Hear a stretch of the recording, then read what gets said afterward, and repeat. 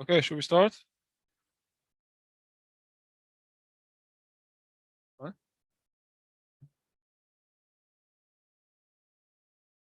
Anton, what do you say? Should we start? What?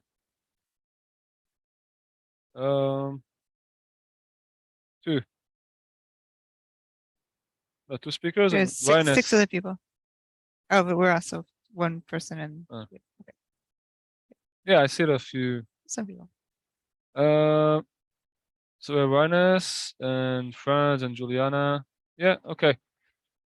Okay, guys, so we're going to start. So my name is Aharon Ariel Lavi. I run the Hakhel project.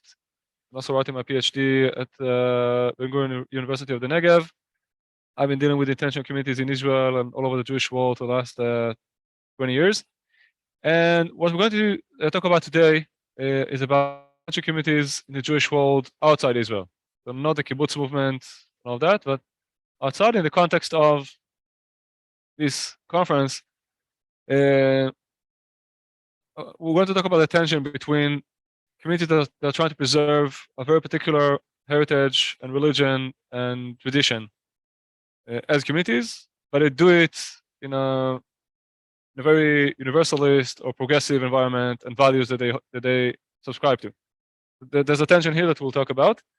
So I'm going to open with a 15-20 minutes introduction and overview, and then we'll hand it over to Sephirah from Vermont, who is on the screen.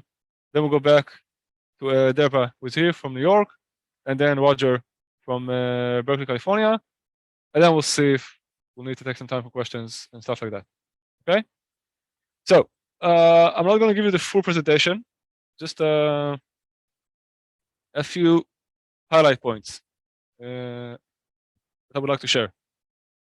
So I want to start with a question to the audience first. I need a volunteer in this huge crowd. Okay, Anton.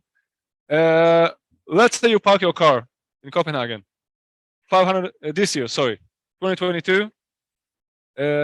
You park it on the wrong place where there's no parking allowed, and then you go to Dan, who's a judge. Policeman takes you to Dan, who's a judge. Then, what would be the first question you ask Anton, the judge? Is this your car? Anton, any ideas? Another question? What I would say at that point in time, would I tell the truth? I would say, yes, this is my car. It's a nice car, isn't it? I parked it in this space, yes. And then you go on, why? Now, if it was Paz, would you ask the same questions? If it was Chaba? Okay. Now, let's go 500 years back in time. Still Copenhagen. Well, not Copenhagen, what? I think it was Vikings back then. But anyway, some European city, 16th century. And again, Anton, you parked your donkey in the wrong place in the city, and you go to Dan. Now, what would be the first question? Yeah, this is my donkey. Well, no, there will be another question. It's a tricky one. That's what I... The first question you would ask him would be, which community do you belong to? Because back then there were different judicial systems for different communities. If you're a noble, if you're a knight, if you're a Jew, yeah, are you in my community? Can I judge you? If not, I'll just pass you on to the... all the systems back then were communal. And actually, there was no reality outside the community. The first person considered to be the first individual to live outside the community. Again, in Europe, in Western tradition. I'm not talking about China and the Aztecs. I'm talking about Western tradition. So the first person to live outside any community was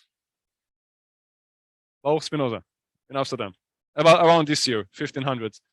He was excommunicated from the Jewish community, and he did not join the Christian community, and he's considered the first person to be outside any community, which today is self-evident. Now, I'm not gonna spend a lot of time on all of the implications of this situation. I do want to talk about one point and then jump to the particular Jewish situation. So, We talked about it also in the last session. Those who were in the room. About the diminishing sense of belonging. So what happens is that when people lose their sense of belonging, where they don't feel they have a community, they have a framework they belong to, they will seek for it somewhere else. Because the need for belonging is existential. It's not something. It's not a privilege. It's not an add-on. It's something that we cannot live without. People will kill for a sense of belonging, and they will die for their sense of belonging.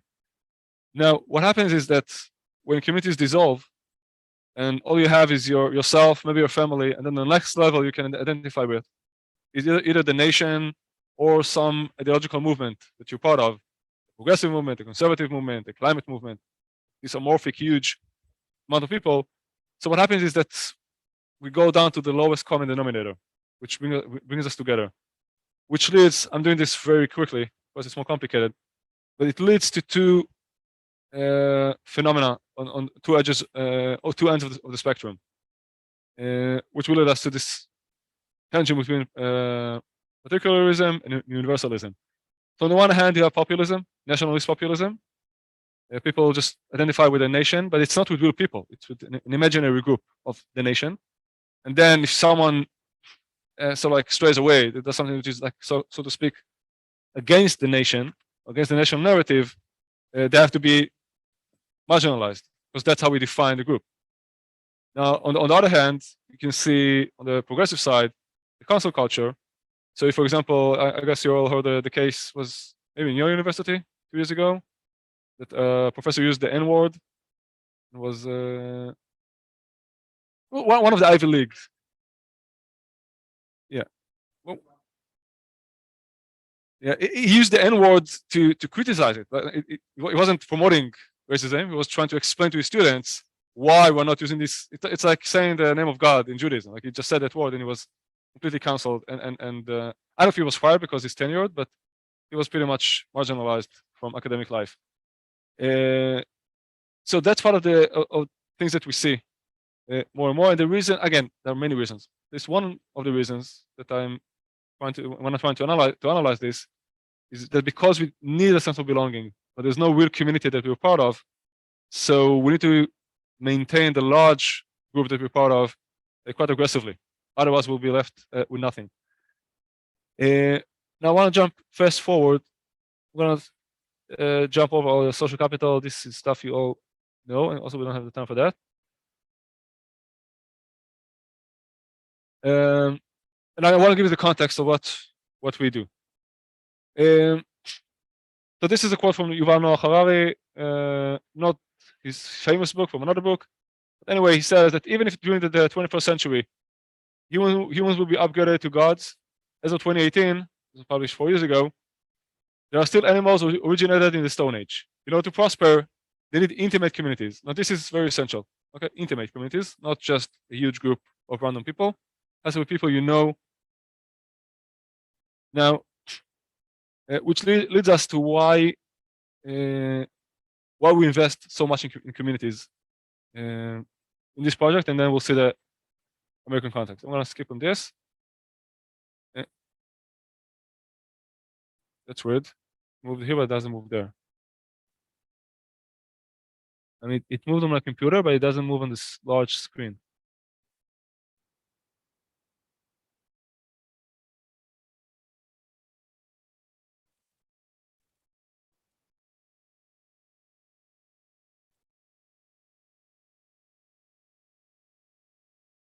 Okay, I'm going to stop sharing and then try to share again. Oh, of course. Connection problems. Yeah. Okay. Logging back online.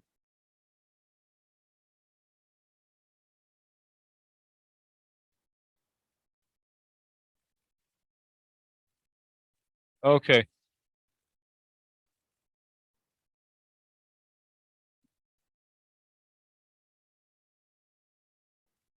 Okay, good.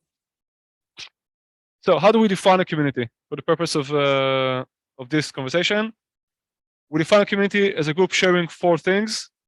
A group that shares space, time, vision, and mission. Space means that they live in the same area, not necessarily the same building, like Anton's community, but at least in the same neighborhood, and they meet physically. So we do not consider virtual communities as communities. They have to meet in person. Pi means that they meet periodically and pretty often. It's not a one-off event. It's not Burning Man. They meet at least once a month, hopefully more than that. Vision means that they adhere to a certain set of values which they all agree on. They don't need to agree on everything. They need to agree at least on some things that create a shared identity. And a mission, once they have all the other pieces in place, the group as a group does some sort of a social mission, which can be education, can be arts and culture, can be, we'll hear the examples in a minute.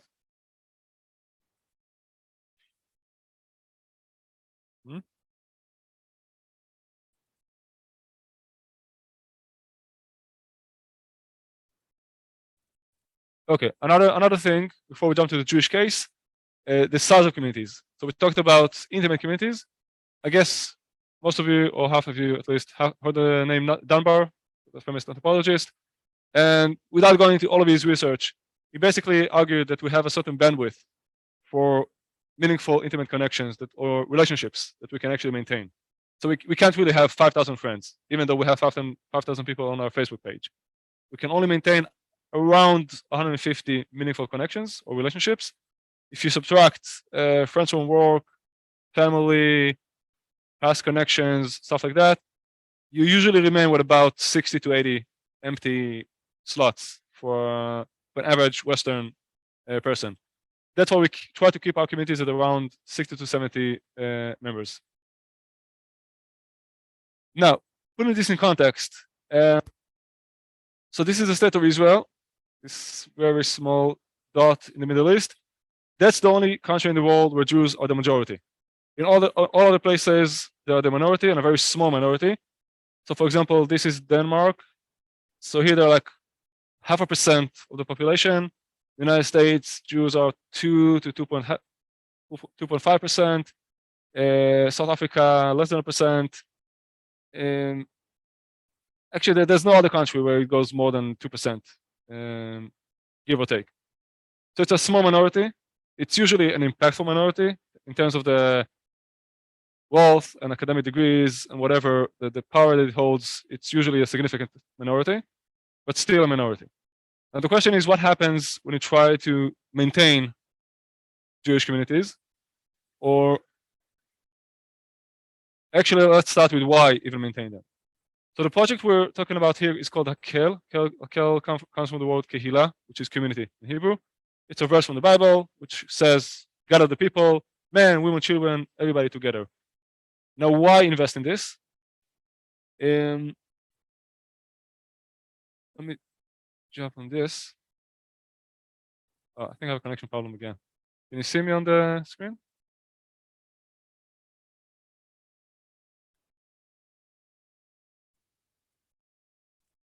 Okay. Here.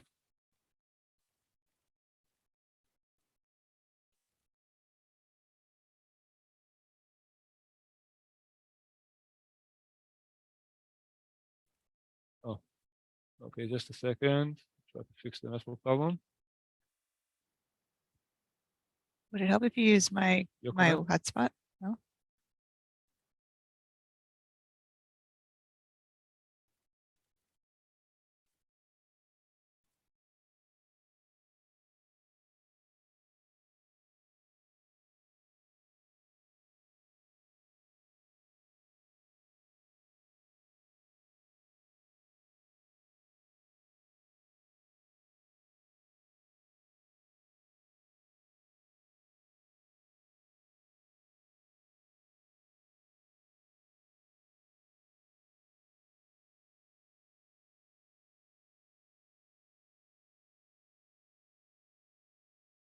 Okay. Let me show the screen again.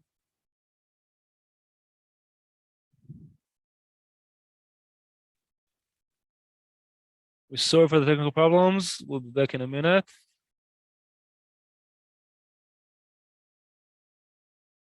Okay.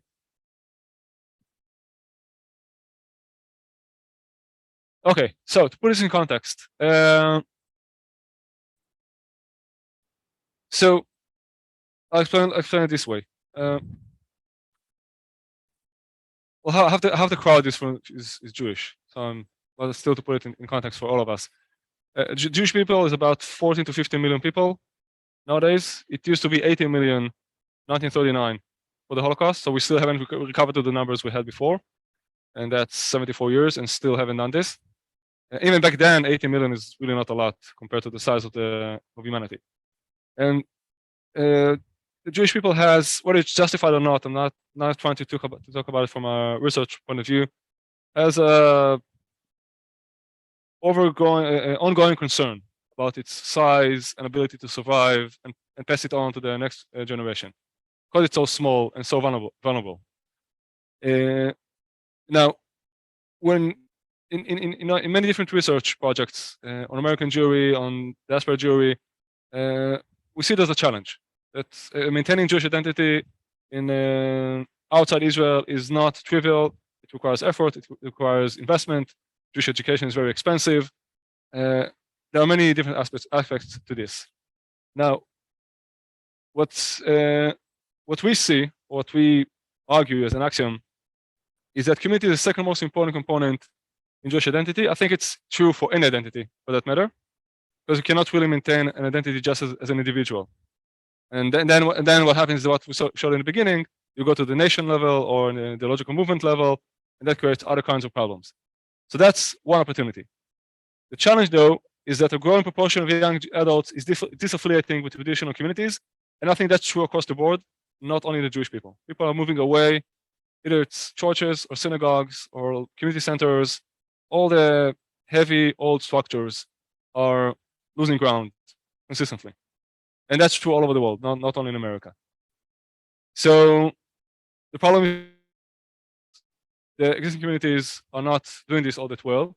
So what happens is that young people are starting to create their own grassroots communities, their own grassroots initiatives, but that's not trivial. And what we see, and that's a problem we're trying to solve, is that all those logos. These are different organizations that have alumni. But what happens is that when we have those small groups popping up all over the world, but as they go through time, through this funnel, only about 20% of them will succeed and become full-fledged, sustainable, intentional communities. And even those who succeed will be scattered and just disconnected from one another. And what we're trying to do is really to expand this and raise the chances of success, and we'll see two examples in a minute.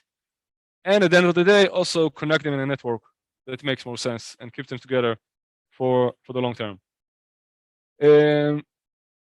So I'm not going to say too much. Let's just one more point. How do we do it? So the way to do it is two main things.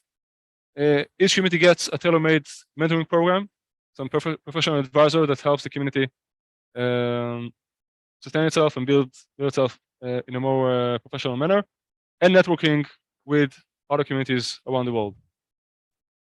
I'm going to skip this, and then the impact at the end of the day is that after 7 years of project, what we can see is that once we intervene, the chances of success rise from 20% to 70%, and at the end of the day, you get a network of communities and not only individual communities. So right now, Hakhel has show just the numbers quickly. So we started in 2013 with 0 communities, grew slowly. Then the Israeli government decided to help us. Now we have about 140 communities in 30 different countries and all over the world. So what we're going to do now, in the next hour or so, is hear briefly from 3 of those communities. The examples we have here are primarily from the United States, but our communities, as you saw in the large map, in South Africa, Latin America, Europe, Eastern Europe, Ukraine, Australia, South Korea even, which are all part of a large network. And what we try, so every community is going to talk for about 10, 12 minutes and give us a sense of why they do what they do, how they do it, and how it all connects to the larger framework of trying to sustain a particular identity in the context of progressive universalist values and worldview. Oh, sorry. So this is number. So this is the number of communities. The green line is an aggregate of events, seminars, conferences that we had. So there's a drop here due to COVID 2020, and then it starts going back up. And the blue line, that's in tens of thousands. That's the total number of outreach, total number of participants, which was about 25,000 in last year, 2021. Okay, and we hope that this green line will continue rising, and there won't be like another COVID wave, but nobody really knows. So, without further ado, I'd like to pass it on to Sephirah. Sephirah, can you hear us? Are you on mute? Hi, yes, I'm here and I can hear you. And Okay, yeah, great. So now you can share your screen, and the floor is yours. I'm gonna time you for like 10 to 12 minutes. Okay. okay, great. All right. So yeah, I don't know who's in the audience there at the place. So okay, nice. So we have a small but high quality group. Don't worry. Yes. Great. I like that. That's important, right? That makes that intimate communities connection like you were talking about, Aharon. So yeah, I just want to say thank you to Aharon and to Hakhel for supporting Living Tree Alliance in its growth and inviting me to participate in this panel. And I would say that it has been, it's been really helpful for me to be part of a network in forming a community. And so I am a co-founder for Living Tree Alliance, which is in Moortown, Vermont, which is in central Vermont in the United States. And we have a threefold mission. One part is that we are a residential co-housing village, and we are still in the building phase.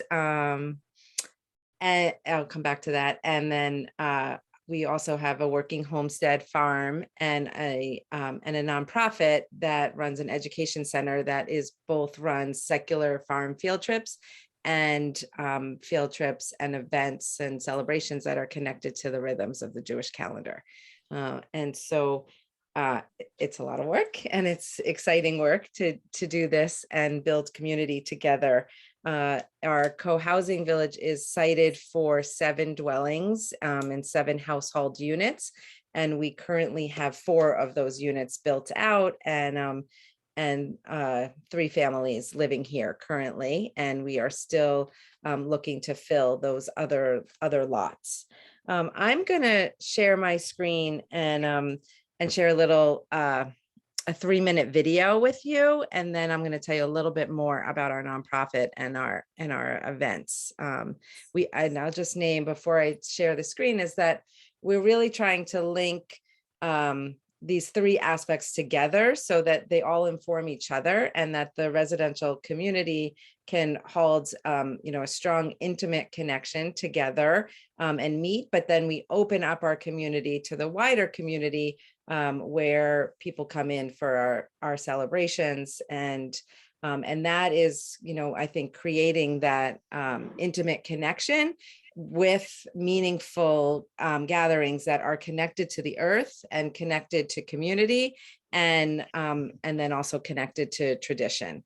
So you'll get a little snippet of it in the video, and our community, we keep adding things. So every time people come here, they're like, wow, there's another thing added. So this video already is not showing exactly what it's like here because we have another building there up. But so let me see. Okay.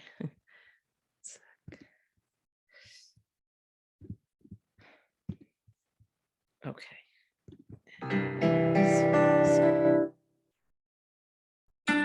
In the heart of the Mad River Valley, a multi-generational, ecologically driven community of individuals and families are actively building a meaningful, integrated life experience. Living Tree Alliance is redefining community, regenerating soil, and revitalizing culture. Forward together with connection to the land, authenticity, spirituality, and resiliency. I'd like to say that Living Tree Alliance, we're weaving together 3 different initiatives. One is a residential community There is a working farm / homestead, and the third part is enrichment programs that are part of our education center. And we have secular programs and programs that are more related to the Jewish calendar. The Jewish calendar and the Jewish tradition is really based on an agricultural system. And over the last how many thousands of years, it's become more of the people of the book and learning about the books. And we're really bringing it back to the land. There you go. You know, living in a multi-generational community, there's skills that are passed on with your hands and also through doing things that are necessities of living on the land.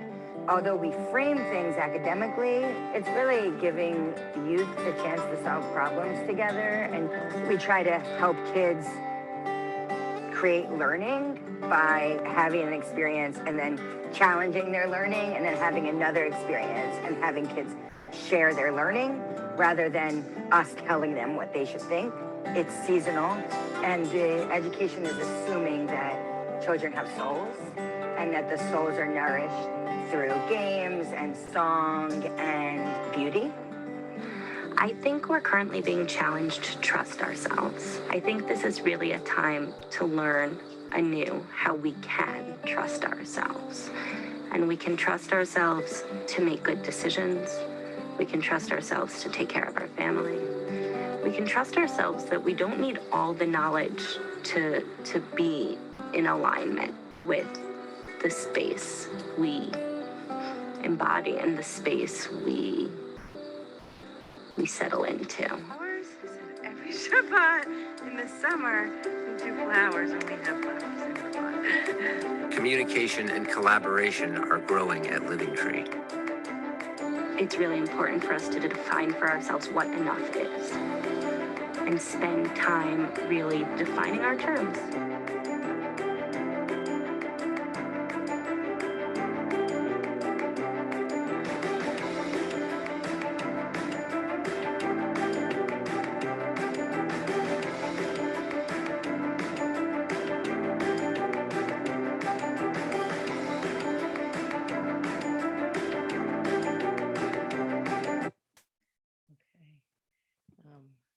So that's a little snippet of what's going on here, and you can see the land.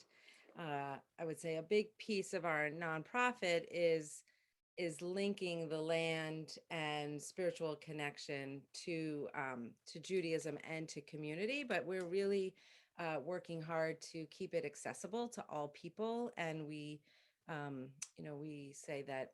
And we believe that our tent is open to all people, and that the values that we're teaching and the connections that we're creating are universal. And so many times for our events and festivals, non-Jews will come, or people who are Jewish and haven't had a Jewish connection. And because we're bringing it back to the seasons and connecting it to a community of people, I believe it makes it more accessible to others.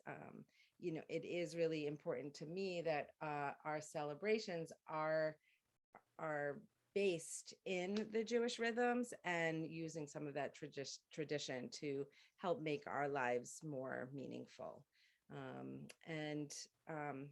So we recently just had this past weekend, we had a Shabbat camp out, and we had about 50 people here, intergenerational. I think community is a wonderful place where we can be all different ages and support each other in our learning in that way. And what we're finding now that we've been doing these kind of gatherings for 7 years is that there's a community, like Aharon was saying, a sense of belonging, where people come and they see the same faces over and over again, and is creating a space to feel a part of something. And we have this big open field where we gather. And so it's really easy to dive into the natural world and connect with nature in that space. And it's really beautiful. And part of what we're doing is creating a sense of place for people that they can return to again and again. And we are steeping it in a tradition that brings meaning into our lives. I'm going to share my screen for just a couple more minutes. I imagine I'm getting close to time. You have 3 more minutes. Okay. So wait a second. So I just want to share here, this is a wheel of the year that was created from Wilderness Torah and also, but, has things laid onto it from other movements as well. And so it's looking at in the center, the seasons, right, with the fall equinox, the winter, summer, and spring, and then laying on top of that, some aspects of birth and renewal and that come with those seasons. And then this is laying the holidays, the Jewish holidays that we celebrate. And so part of what Living Tree is doing is using the Jewish holidays to link to the natural earth cycles. And I'll just show you a little bit of how we're doing that. And so in the early spring around Passover, and some of the tradition is around using horseradish and the foods that are available. So we're making that connection for people. We're growing horseradish here, and making horseradish with people. So connecting to our food and the season and the holiday of freedom, which is, discussing freedom is accessible for all people. In late spring, we have Shavuot, which is a celebration of the first fruits. And we have been making a pilgrimage up to a chapel that is on Mount Mansfield, which is the biggest mountain in Vermont, but it's only a mile and a half up. And so we bring our first fruits and have a celebration up there, and again, open it up to many people. And now the same people have been coming back again and again. And this year we had about 60 people, which is great after this, COVID pause. This is us again climbing the mountain, and you can see we're all the time trying to include activities that bring people together, so that they can increase their connections to one another and to themselves. And then Tisha B'Av, this year we're getting ready to do a grief ritual. This is a picture of our pavilion that you saw being built in the video, and we will gather under there and also enjoy what is available in the summer here. And our Sukkot is our harvest festival. That's our biggest festival that we're putting on, and people of all ages come and camp on the field and dwell in these temporary huts. And again, we really promote it as a harvest festival, and then using some of the tradition to bring meaning and connection to our ancestors through Sukkot. But for sure, people of all faiths are welcome and come, and it's a great way to celebrate the fall in New England, which is really beautiful as well. Sephirah, we need to wrap up. Yes. Okay, great.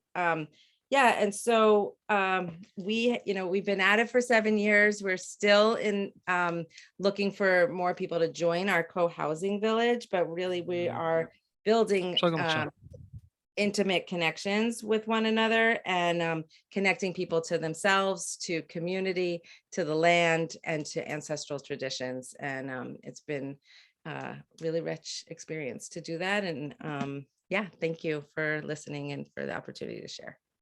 Well, thank you so much, Sephirah. So we'll take a couple of questions specific. After each presentation, we'll take questions specific to that community, and then at the end, we'll have some time for a general discussion. So, Anton, you have just a second. No, היא לא שומעת אותך. Sephirah. Sephirah, thank you very much. That was fascinating.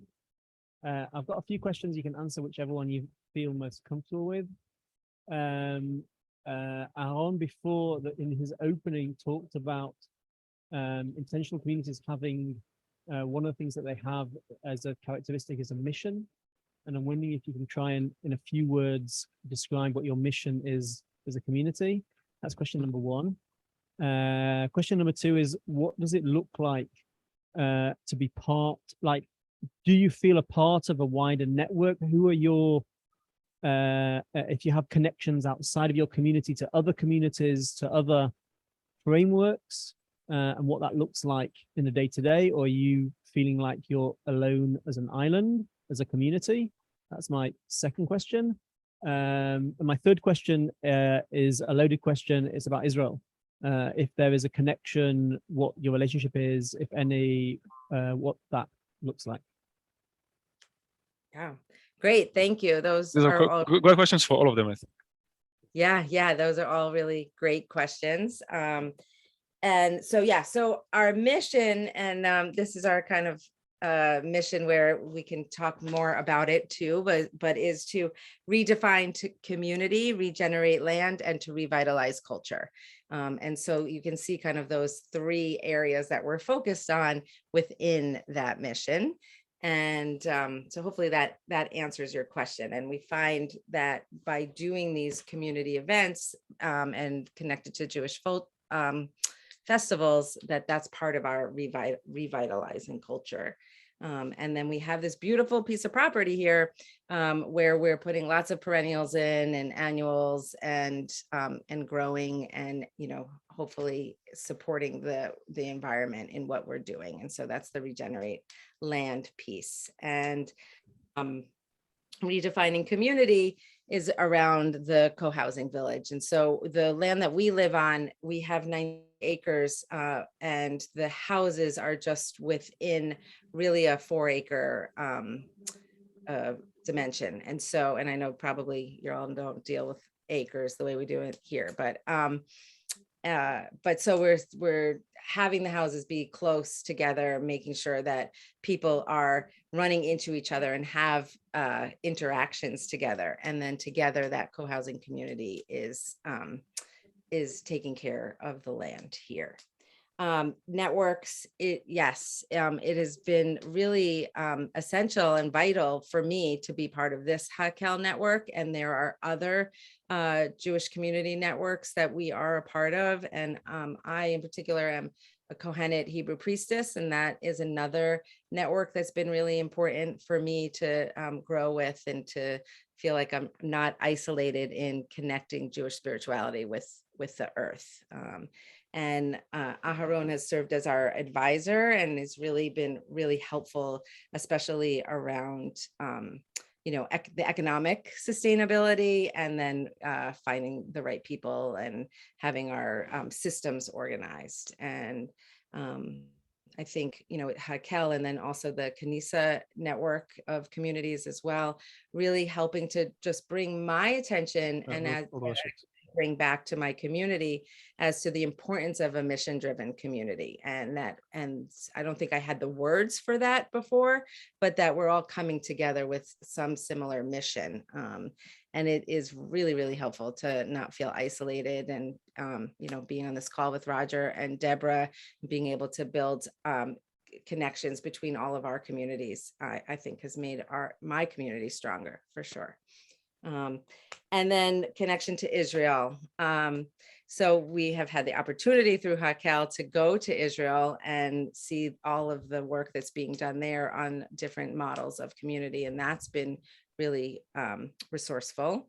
And I personally lived in Israel when I was in my 20s for a year, and that built my connection. And right now we have a family that is living here as summer residents that live during the year in Israel. So they're helping to kind of be ambassadors, I think, for this connections to Israel through this place, and building connections for people in Vermont around what it means to be Israeli and be connected to Israel. And my husband is on the call too, and I don't know if he wants to add anything else to this answer.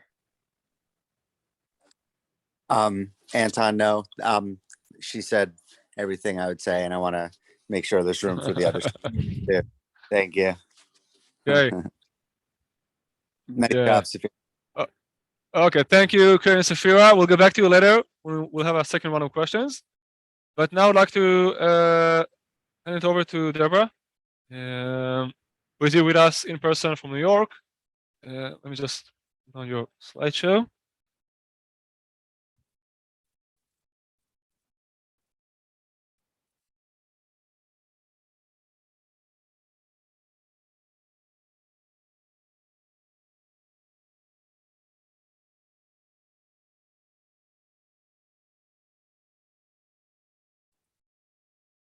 Okay.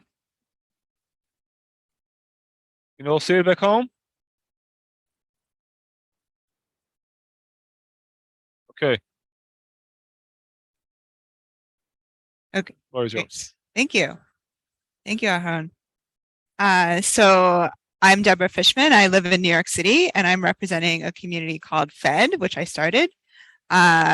So FED is a arts and culture oriented Jewish intentional community. I'd like to show you a small snippet of what we do. This is a Seder that was pre-pandemic. It's Passover, traditional Passover meal. And Passover is a holiday of freedom.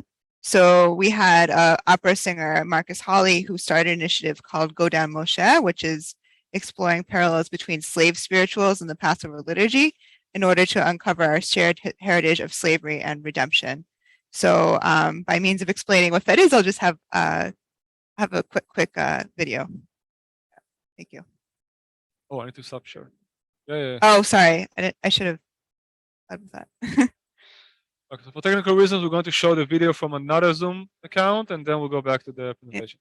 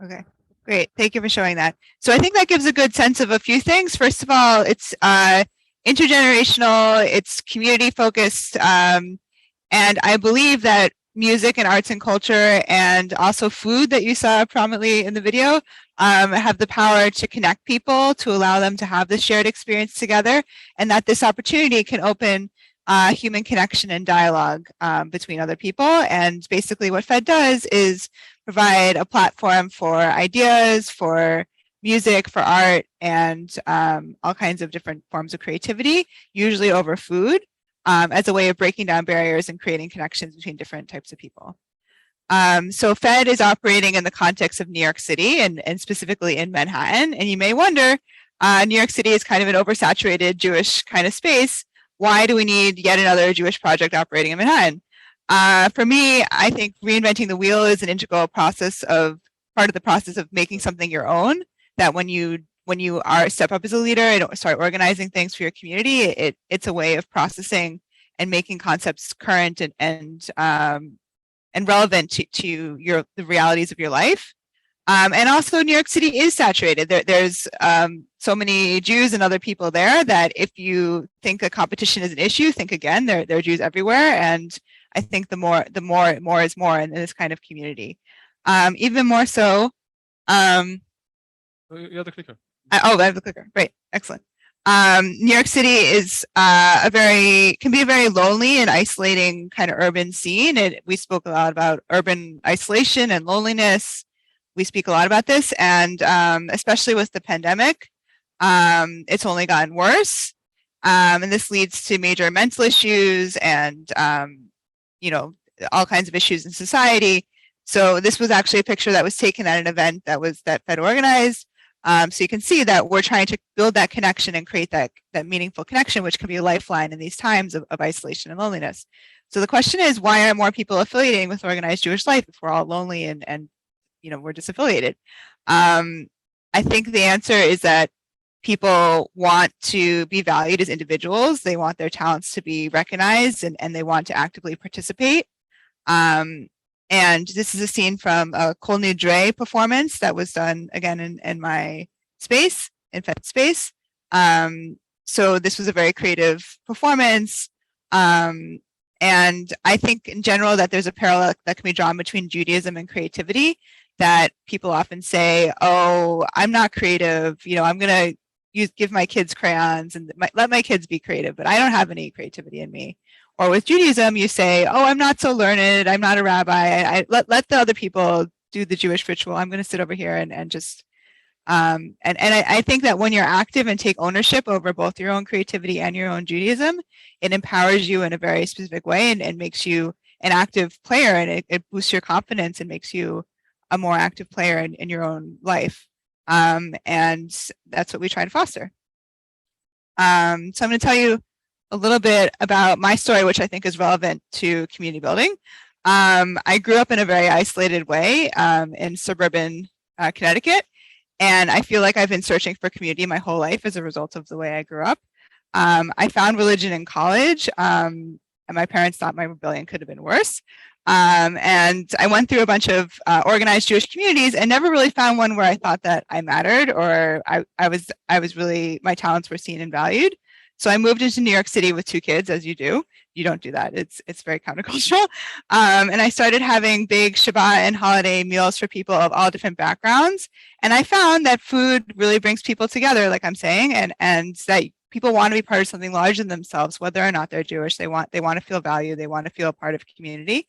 So people would say to me I was a really good cook, which I am, and that I show up in a restaurant, which I wasn't prepared to do.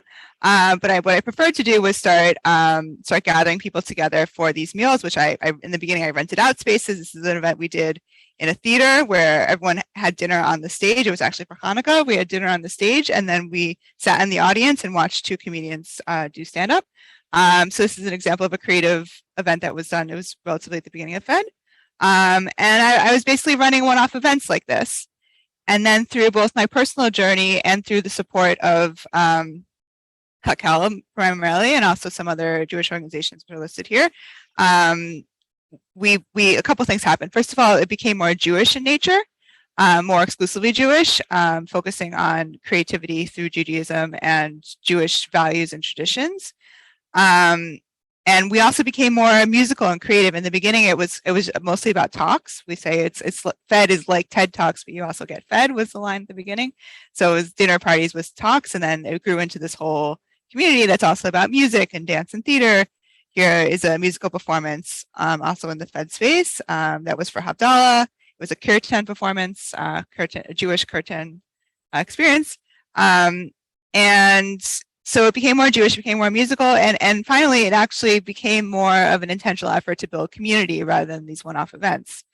So what is community? Like, what does that even mean? We're not living together.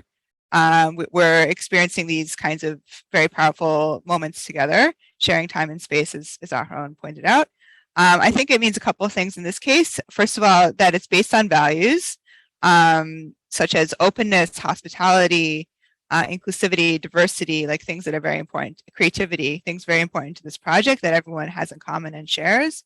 It's also very intellectual orientation to it, about curiosity and open-mindedness. So all these values, I believe, are Jewishly inspired, and I also believe are universal, and they're really important to this idea of working together as part of this community, and also cultural Judaism, this idea of connecting to Judaism through culture.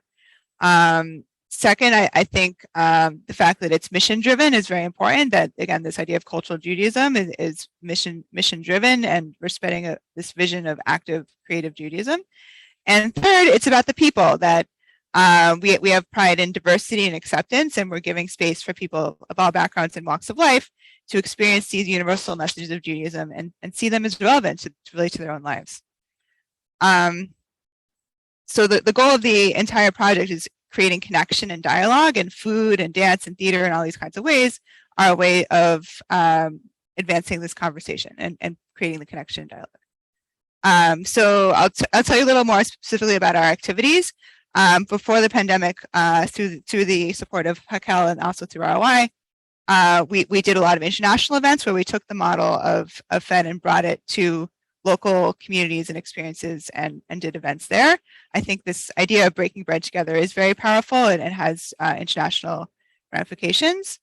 During the pandemic, we had a program called Fed Tables, where we mailed out challah. Yes, you can send it through the US mail, and also artistic supplies, and encourage people to have a Shabbat practice of playing with the supplies, eating the challah. And then we had a weekly Zoom call. You can see some of the ones we did with like Passover skid and Havdalah and something about working out that an Israeli artist did. So we had these Zoom calls where we connected in intimate groups called tables. We had a project called the Oiven, which is still going on. It was started last summer during the pandemic when we couldn't do indoor events. So we took the show on the road. We got a pizza oven, which is pictured here, and we toured around to lots of different communities, including Hakhel communities, including Living Tree Alliance. So this is actually Sephirah's community on the right, where we did a beautiful Oiven events as part of the family camp that they had there. So really this project is about experientially kneading the dough, getting your hands dirty, creating the bread together, and then having a meal where you share the experience of making and breaking bread. And it's reclaiming the Jewish spirit of a communal oven, which is why it's called Oiven, which is actually Yiddish for oven. We also have projects now that are about creating committees of artists. You can see some of the creative works that we did, and this was an event of feedback, which is our core artist group. And really, just to summarize this is the sort of metric of how we use the values, hospitality, inclusivity, and dialogue, and the medium, the food, the art, the talks, and the people, and strategies such as network weaving and collaboration with local and global partners in order to really generate the goal, which is dialogue and connection. And this is a little by the numbers of how many people are involved with FED, and this is a photo from a FED ID retreat that was supported by Hakhel and ROI that we did in Buenos Aires. And yeah, so you can see some of the numbers here, and I think that is basically the end. So I like thank the you. eggplants. Oh, this is about, yes, 84 eggplants a year. Yes. Okay, so I'm happy to take any questions anyone has. Yeah. What?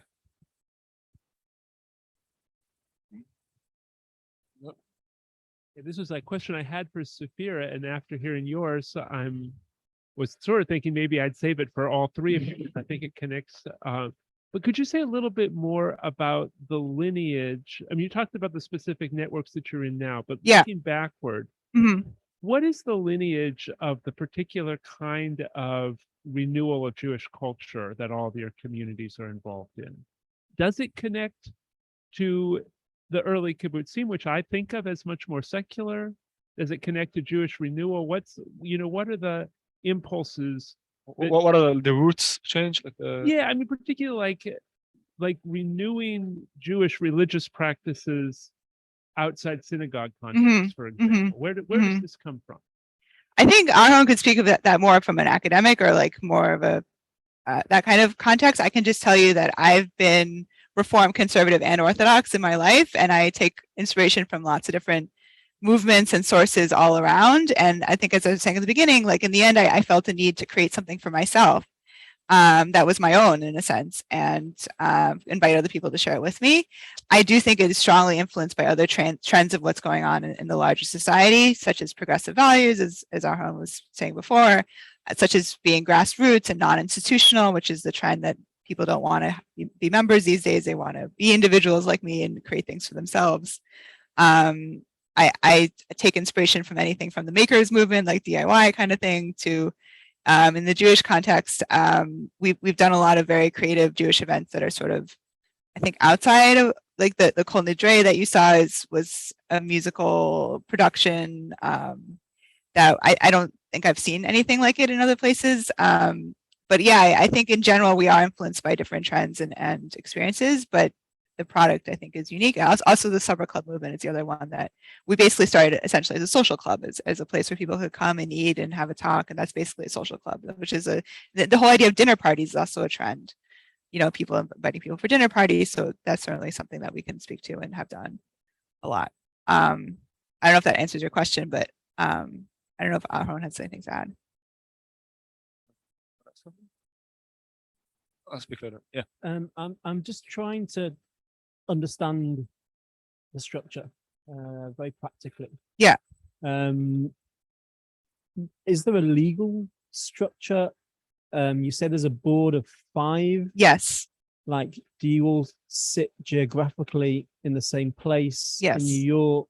And I'm just trying to understand, apart from the global connections, Yes. the local connections. Yes. Like, you have a board and then you have members. What does it mean to be a member? Is there a payment? Is there a and then how often do you run these events in New York? Is it a weekly, like, and you say you have different committees or different groups doing different things? I'm just trying to understand what it looks like. Sure, good question. And how wide is your circle, your events that you do? Are they, how many people come to these events and how often? And what circles do you have outside of those 5 board members? And how big, and what is their involvement, and what is their commitment, etc.? Yes. So we are a nonprofit, which is hence the board. The board members are all intentionally based in New York, except for one who moved to Philly during the pandemic, who was very integral to the project, so stayed involved. The members, you can actually buy membership, and we have a membership. It's actually not operating during the summer, where we're doing things with the Oiven upstate and not in the city, because a lot of people aren't around during the summer.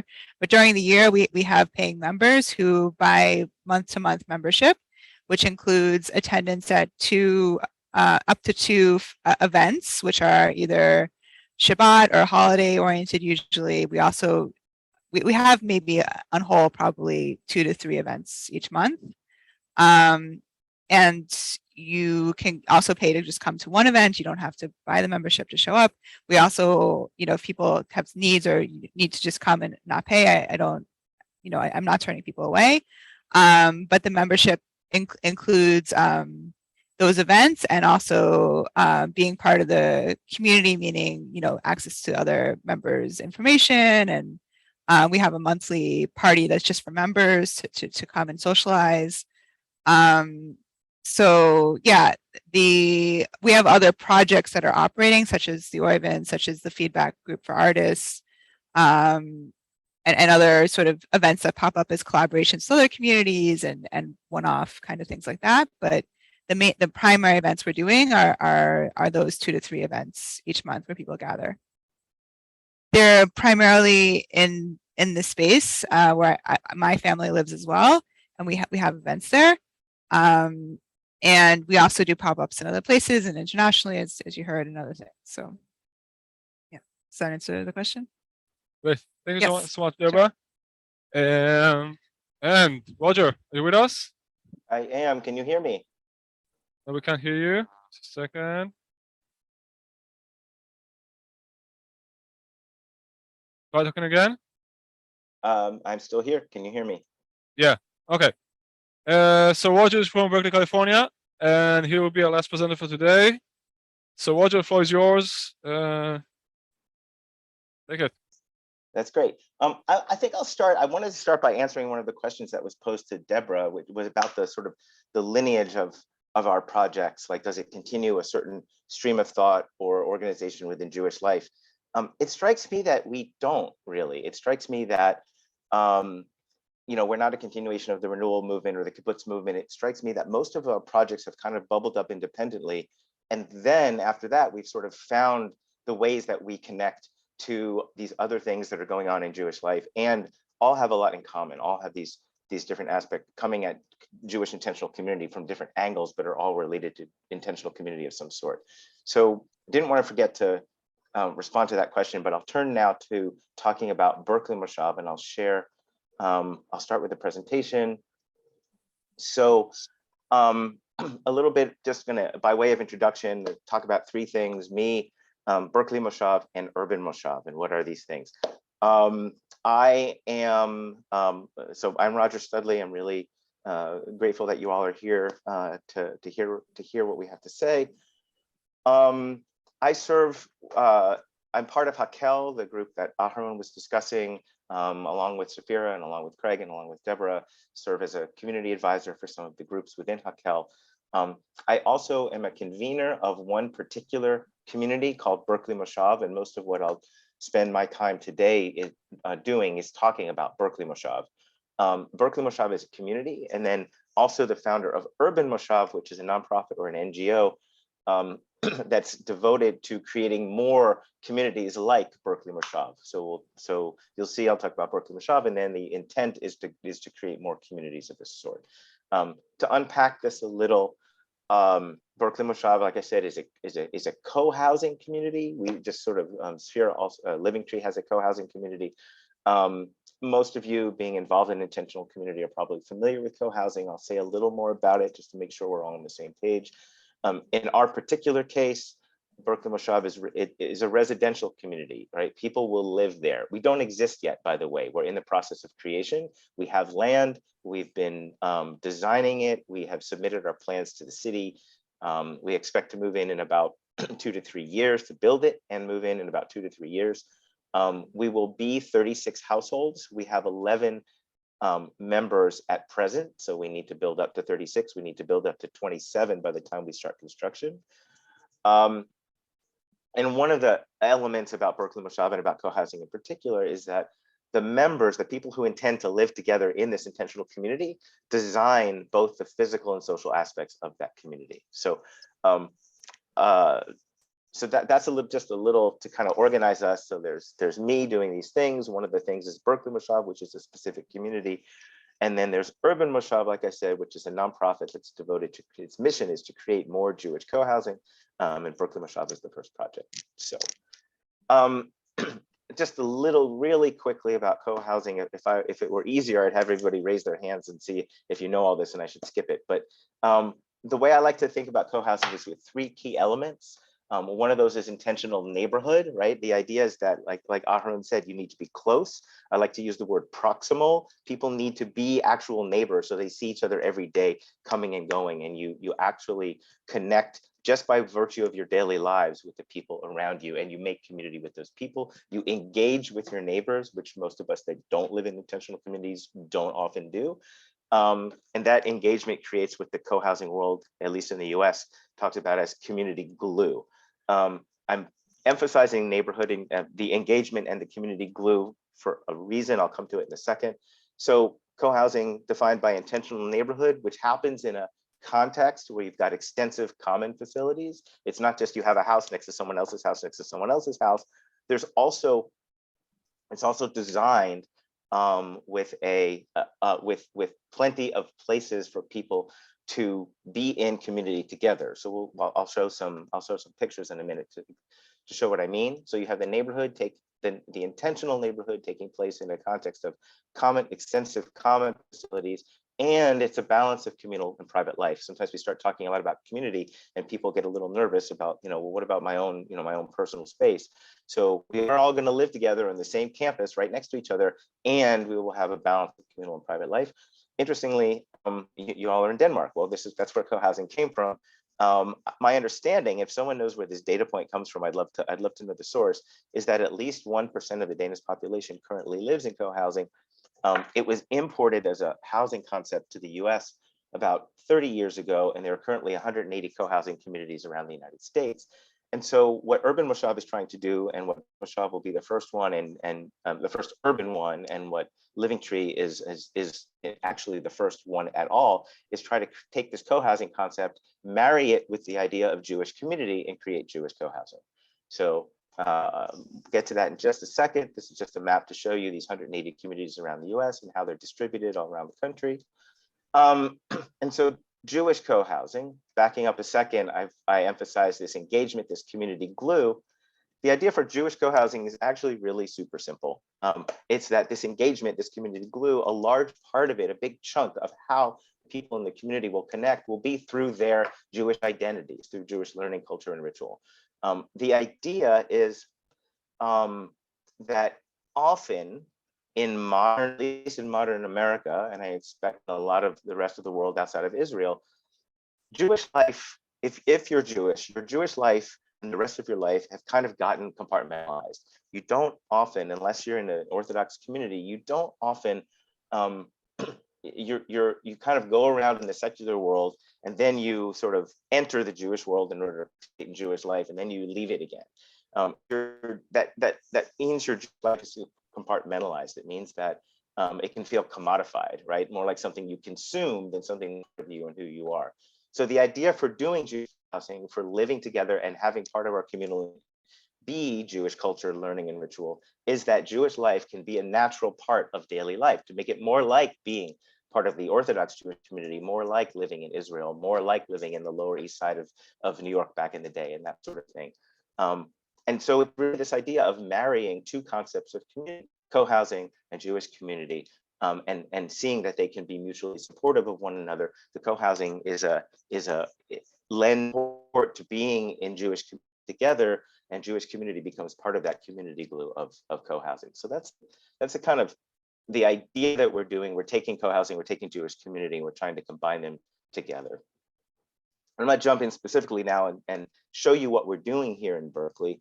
You know, what Sephirah is doing is kind of really interesting. It's a combination of people living there and creating a small Jewish community, and having all these events and rituals and that happen in, and education that happens in their site. That's combining kind of the two things that is doing and that I'm doing. Deborah is having a residential component programming. Right now, we are working on we don't have much programming. We're working on the residential component entirely, and we'll get to the community component for the most part once we get this thing built and move in. So I'm going to show you what it is that we're creating physically. This is you know, where we're going to live together. It's urban, looks much different than Living Tree, hence urban moshav. So this would be what our building looks, a building that we're creating, what it looks like. This is a schematic diagram looking from the top down to kind of give you a sense of how, you know, we're organizing this building. And really what I want to show you, I'm going to show you two diagrams that are kind of the same. This is just focusing on the things that are in color are kind of the outside of the building, and just to show you that, you know, we're creating a building, but we're creating all this outdoor space in which to gather. Those are tables near the building, and it gets less and less structured as you get away from the building. We've got a nice big, that's a 5,000 square foot outdoor courtyard that we've got for this building. And then if I show you the same diagram and focus on the internal parts, what I really want to show you is, I mentioned earlier, like we have to create shared spaces in which to make community, and we've got a lot of that here. This is labeled retail. That's just to satisfy the city. That's actually going to be a combination exercise studio and art studio. I know those don't sound like they go together, but it'd be a good multiple use of space. We've got storage for 50 bicycles. Here's a lounge for people to hang out and have meetings together and watch TV together and things of that nature. We've got our great room, our Hakhel Oshkello, where we'll eat together. Communal kitchen. You can see this is a playroom here for kids that's very accessible to the kitchen and the great room, so that you don't have to watch your own kids. The people in the great room, the people cooking a meal, can watch them for you there. We've got communal laundry, whatever. We've got communal guest rooms. You won't need a space in your home to house your guests. There'll be two rooms that are shared by the community that people can take turns using when people come to visit them. It's also a community. Often what happens in the co-housing community is people will go away and say, anyone need to, you know, house your guests in my home, feel free, I'll be gone for the month of June, that kind of thing. So just to give you a sense of, you know, all of this is infrastructure to support community, the same as all of this outdoor space is infrastructure to support community. Just want to, clear that, and I want to, all right, so moving on. I want to make a point, because we're really focused on building, and we're really focused on building something urban and having this be an urban space that can support community. So one of the ways that we do this is we have the design of what we're building support community. What I want you to notice here is that on the left and on the right, this is looking from the north side of our building down to the south side of our building. what I want you to notice is that the building, the way it's designed is it's not a corridor. It's not a hallway. The homes are pushed apart from one another. That, first of all, that lets a lot of light filter down and makes it a nicer space. But it also creates these platforms. I don't know if you can see, whoops, I don't know if you can see my mouse, but there's platforms in front of each cluster of homes at the south end, and they're also here on the north end, where those are designed to be spaces where people can gather, where people can congregate, where people can make community. So this is just one example of a feature that when you're thinking about, when in the co-housing model at least, when you're thinking about creating intentional community, you're thinking about how your design, your physical design of your space where you live can support that community. Even on the right-hand side on the top floor here, you can see Roger, the catwalk is, yep. let's take Hello? one more minute. So we'll have some, let's Oh, take one more all right, minute so we let me have move on. some Let me for move on. questions, okay? Got it. So you get a sense of what it looks like. I want to talk about just our vision really quickly. A multi-generational co-housing community, mutual support, living lighter on the planet, celebration of Jewish holidays and traditions, and diversity in family composition, Jewish observance, every way we can imagine being diverse. Our vision is to create a vibrant community where everyone who wants can participate in the rhythms of Jewish life, in the context inclusive of both secular and religious Jews, and welcoming people from all traditions. I can say more in the Q&A. This is about how we imagine, Jewish life is there's a lot of different ways of practicing of Jewish life, of experiencing and expressing your Judaism. This is a slide about how we intend to coexist with one another. This is a slide about, how you join, how you get involved. It's a commitment. It's a commitment of time and a significant commitment of dollars. We ask people to spend 30 to 90 days trying us out before they jump in and become a member. I can say more about that if folks are interested. Another picture of what it might look like, and just to remind us that we are a community of people. These are a bunch of people. Some of these are members, some of these are visitors who were taking a site tour of the property that we're going to build on in the neighborhood where we are going to build this. So I'll leave it there and just kind of give you a sense of what it is that we're trying to create here in Berkeley, and take any questions. Great, thank you so much, Roger. Should be fascinating, like all presenters. Anton? Yeah. Anyone else wants to ask, or people? Oh, I forgot. Right, we have people online. How do we check for people online? You want to ask any questions? There are no hands raised currently on.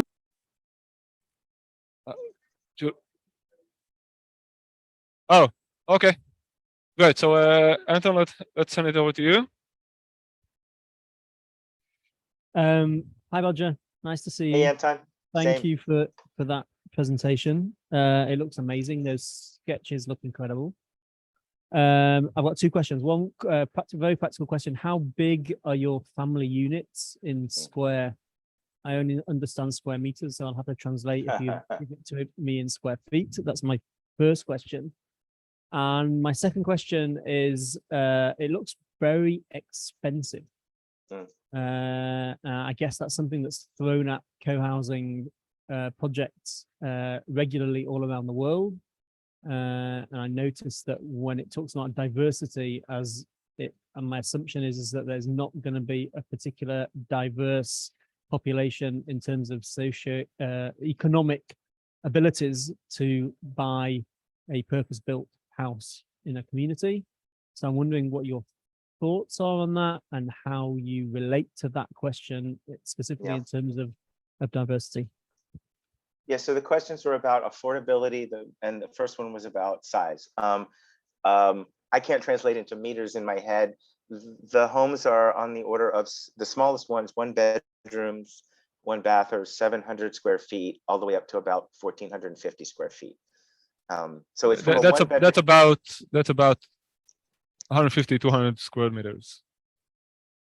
No. So no, that's too much. No. So it's I'll just say, we'll figure this out. Think of it in terms of bedrooms and bathrooms. There's 1 bedroom, 1 bathroom, all the way to 3 bedroom, 2 bathroom, or 3+ bedroom, 2 bathrooms. So varying sizes. In terms of cost, yes, it is expensive. And not only is it expensive, We're doing this in one of the most expensive housing markets in the US. So it's, it's even expensive there. Now, as it turns out, though, the cost of living in Berkeley Moshav is not any higher than the cost of living in Berkeley in particular.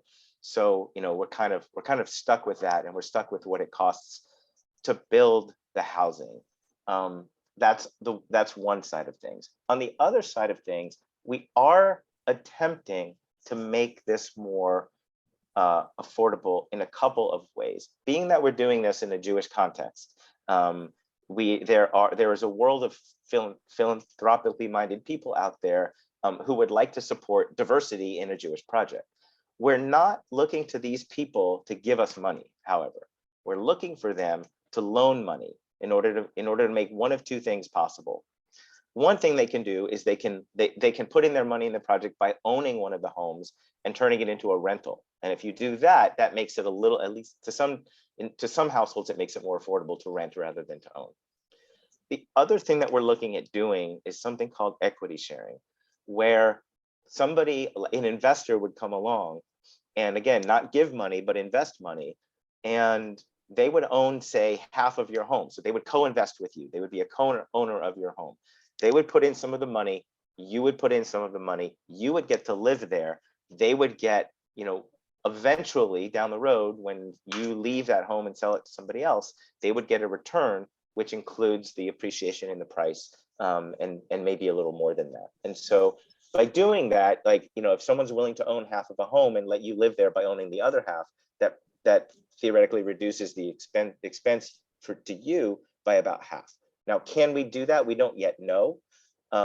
We've had some encouraging signs, and we're just turning toward that aspect of the work. But if we can, that's at least a way to make it more affordable in Berkeley, which is one of the most expensive markets in the country. The only other thing I'll add is that if we get to the finish line with this, if we pull this off in Berkeley, the most expensive market in the country, which I wish I had lived somewhere else and could do it somewhere less expensive.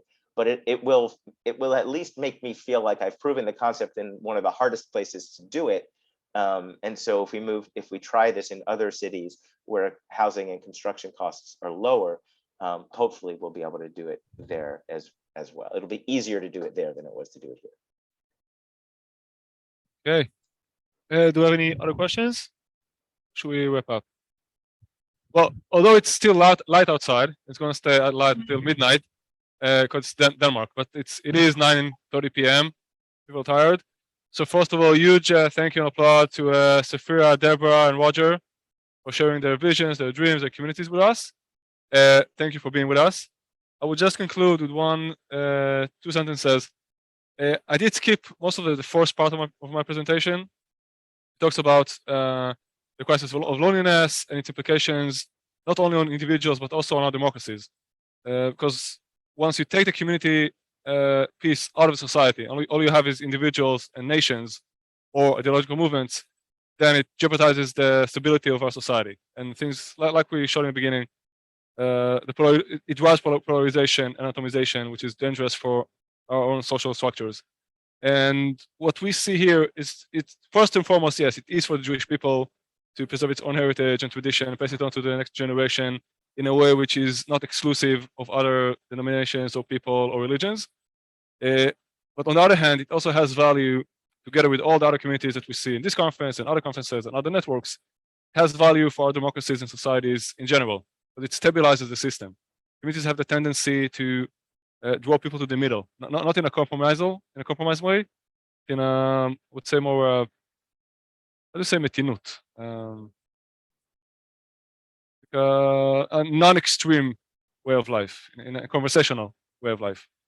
So with that in mind, thank you all for sharing with us. Thank you all for coming in person, online. We'll see you tomorrow.